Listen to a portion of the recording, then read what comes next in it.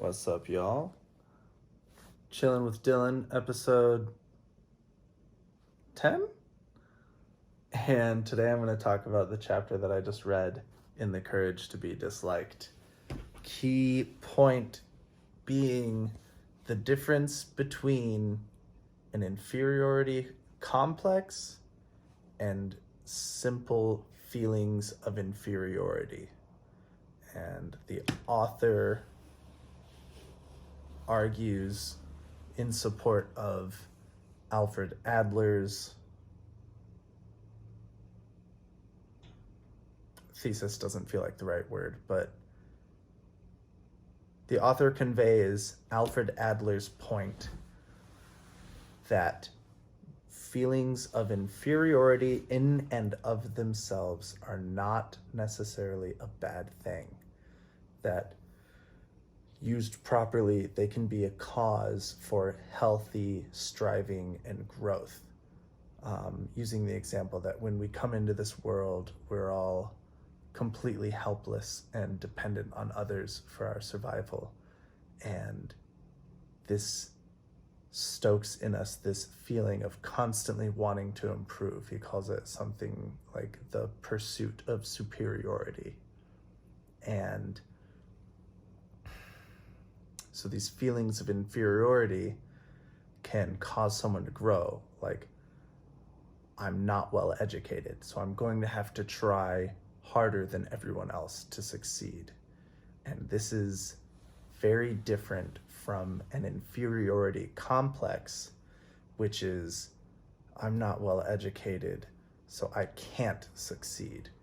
And feelings of inferiority are just fine and healthy when they motivate us to take step after step to become superior to what we were and to grow and to become more independent and healthy.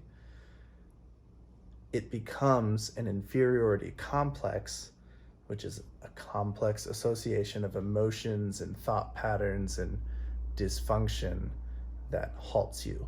When you no longer have the courage to take a single step forward, that is when it has become an inferiority complex. And he said it's very important to not get the two confused.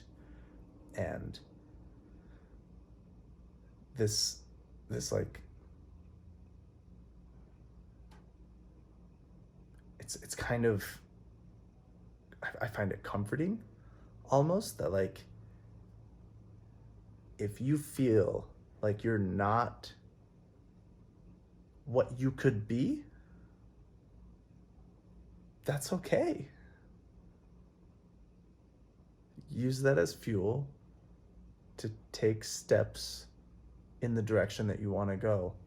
We constantly hold up these ideals or goals and we move towards them. And knowing where you are weak can actually be a very useful tool, because then you'll know what to work on.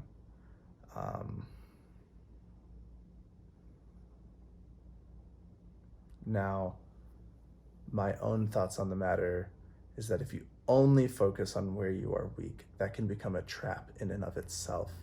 And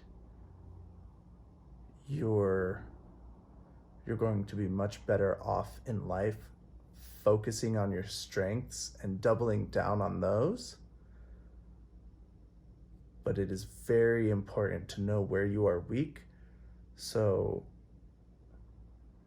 I would say that there's at least like a base level of skill that you would have to get those weak points to. So if we look at ourselves in this like create a character model, like we have all of these different skill points and all of these different attributes with social skill or just pure intellect and academia, and then kinetic physical skill and fitness and health, and then, you know, skills within a specific trade,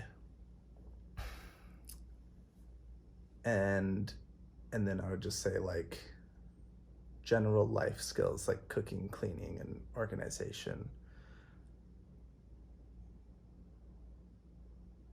There's like a little base minimum that you're going to want to develop, especially like this organization and like self-care things, in order to support in a well-rounded way your doubling down on these strengths.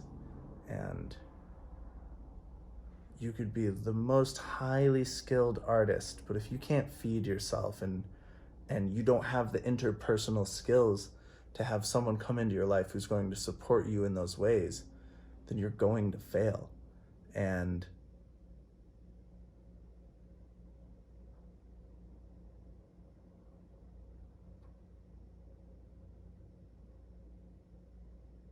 yeah, double down on your strengths.